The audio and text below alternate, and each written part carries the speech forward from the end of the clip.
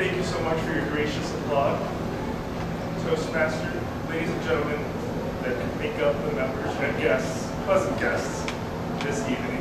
Welcome. This is the first time I have a presentation with you, and I'm very excited. I've been thinking all week about what I'm going to be speaking about, and it's not an easy task talking about yourself. I must say it's a lot more difficult than I expected it to be. However, there's two main thoughts I'd like to focus on today, and it's something that I learned as a very young child, or I guess child is young. Well, I learned this from my mother and from my father. From my mother, something that I live by very dearly is that if you've made one person smile on your day, then it's considered a success. And from my father, it would be that enjoy every moment for what it is, and like there's no other moment. Now with that, I would like to compare that to a roller coaster. The downward slopes of my life are when I'm living as if there's no other moments, and I'm enjoying that moment for everything it's worth. And the rises have been from my mother, having me try to make another person smile in my day. And in turn, that makes me smile.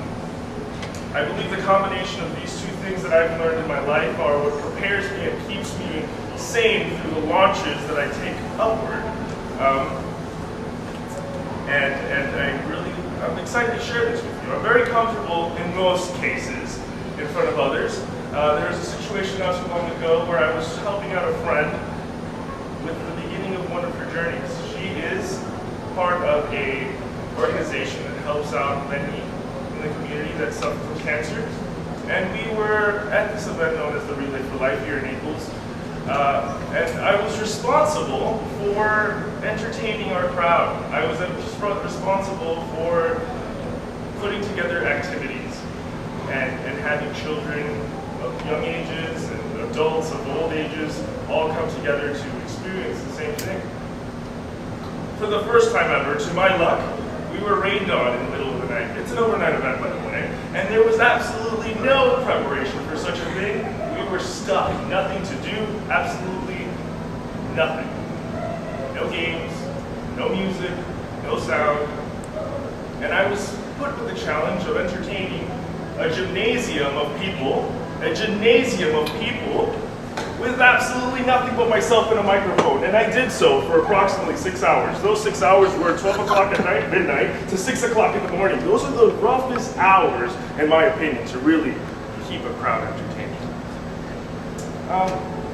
And with this, I try to share, hey, if I can make this person smile, then these 6 hours have been a success. I've done my job. And by God, did I. It was great. Everyone had a blast. There was people that had headaches. Don't give me a microphone. That is absolutely not necessary. And it was a great success. I feel like my friend she got a lot of kudos thanks to that. In which point, I want to share something with you. And that's that I brought a friend along with me. I would not have been able to do something of this nature without a good friend that I have. And it's very surprising because in this situation, we were in front of all these people that did not want to be awake, people that did not want to be bothered. And this friend that helped me with this is somebody that never leaves his home. Never. And he had all these eyes on him, all these people along with him, and I brought him there. I dragged him from his house and I brought him along with me. And to my surprise, he did great. Because of him, we came out in the newspaper for being loud and obnoxious and keeping people happy. Sometime after this event, with this same young man that assisted me at this event, and with the same young lady that I was helping out during this time, we came together with an idea saying, hey, let's put together our own event. And we did so. It was called Stay Fit for Autism. It was held in the pavilion right across the street. And again, I brought many of my friends with me to put together this event, and we did great. It was amazing. We raised a lot of money. Many people found out about what was going on over at Eden Autism Services. And I feel like it was a great success. Now, with what I'm sharing with you, I would like for you to please stay tuned with what I was saying before. I have these times where I'm doing great and I'm making others smile, and I have all these times where I'm not really doing so great, and I'm not doing anything in my community, and I'm not helping others, and I'm not finishing my schoolwork, and I'm not keeping up with the responsibilities of my day-to-day job. But that's because I really enjoy some of the other things that I do. Having fun, working out, going to the beach.